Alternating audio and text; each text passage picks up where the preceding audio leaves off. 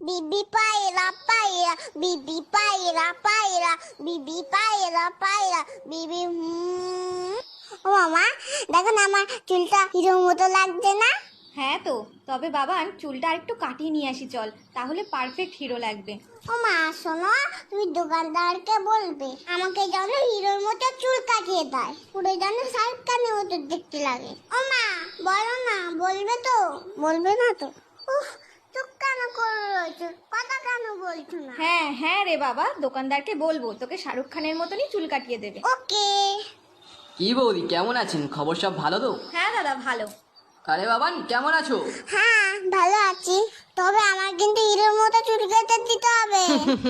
তুমি পারবে তো? আগে বলো, নয়তো তোমার কাছে কাটবো না। সব রকম কাটতে পারি আমি, তুমি এখানে এসে বসো। আমাকে একটু উঁচু করে দাও, আমি তো মুখটাই দেখতে পাচ্ছি না। হ্যাঁ তাই তো, তুমি নামো, আমি উঁচু করে দিচ্ছি। দেখো আবার যেন সব চুল কেটে দিও না। আহ বাবা নড়ো না, কান টান কেটে যাবে কিন্তু। ও দাদা, একেবারে মুড়ো করে কেটে দেবেন। হ্যাঁ হ্যাঁ, বুঝেছি বুঝেছি। আমার চুলগুলো কোথায় গেল? ও বাবান, তুমি কাঁদছো কেন? তোমাকে তো রজনীকান্তের মতো লাগছে দেখতে। ওটা রশ্মি টশ্মি জানি না, আমার চুল আবার লাগিয়ে দাও, না হলে এখান থেকে আমি যাবো না। বাবান ওরকম করে না, নেমে এসো বলছি।